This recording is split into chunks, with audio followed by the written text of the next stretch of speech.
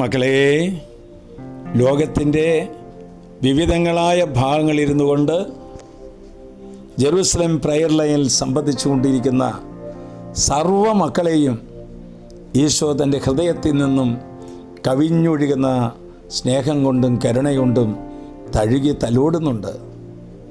ഈശോയുടെ തിരുഹൃദയ മാസമല്ലേ? ആ ഹൃദയത്തിലേക്ക് നമ്മെ തന്നെ സമർപ്പണം ചെയ്യാം. എന്താ ഞാൻ പ്രാർത്ഥിച്ചിട്ട് ഉത്തരം കിട്ടാത്തത്? എൻ്റെ ധൈര്യമൊക്കെ ചോർന്നു പോകുന്ന പോലെ തോന്നുന്നുണ്ടോ? ഇതാ കർത്താവ് വചനം തരുന്നു. 138 സങ്കീർത്തനം 3 വാക്യം. ഞാൻ വിളിച്ചപേക്ഷിച്ച നാളിൽ അവിടുന്ന് എനിക്ക് ഉത്തരമരുളി. അവിടുന്ന് എൻ്റെ ആത്മാവിൽ ധൈര്യം പകർന്ന് എന്നെ ശക്തിപ്പെടുത്തി. ഉത്തരമരുളുന്ന, ആത്മാവിൽ ധൈര്യം പകർന്ന് ശക്തിപ്പെടുത്തുന്ന ദൈവം ഇതാ നമ്മുടെ ഓരോരുത്തരുടെ അടുത്തുകൂടെ, നീ ഇരുന്ന് വചനം ശ്രവിക്കുന്നതിന് അടുത്തുകൂടെ കടന്നു നീങ്ങുന്നുണ്ട്. എന്തുകൊണ്ടാണ് ഈ ശക്തിയും ധൈര്യം കിട്ടാത്തതെന്നറിയാമോ?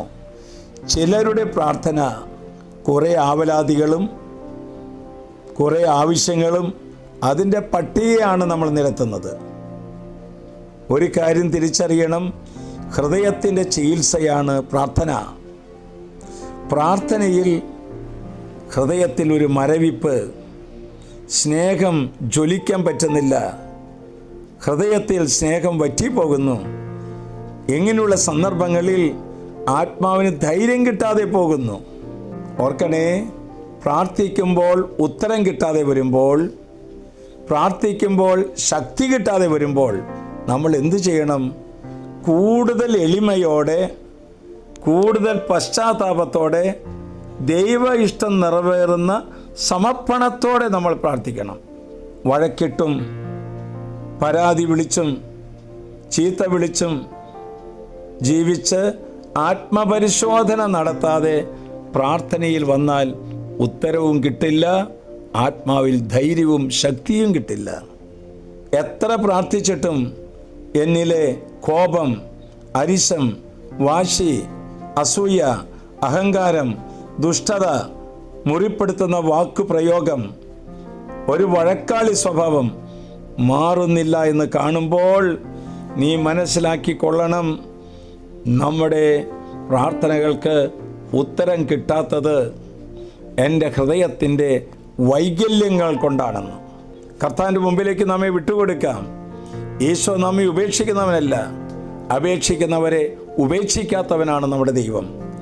ആശ്വാസപ്രദമായ രാത്രി, പ്രതീക്ഷാ നിർഭരമായ പ്രഭാതം, സൽപ്രവർത്തികൾ നിറഞ്ഞ ദിവസം നൽകി അനുഗ്രഹിക്കട്ടെ. ഇപ്പോൾ എന്ത് നിയോഗപ്രകാരം നീ പ്രാർത്ഥിക്കുന്നുവോ, എന്ത് കണ്ണുനീരോടെ നീ പ്രാർത്ഥിക്കുന്നുവോ, ആ പ്രാർത്ഥനയുടെ നേരെ കർത്താവ് കരം നീട്ടി ഹൃദയം തുറന്ന് അനുഗ്രഹിക്കുകയാണ്.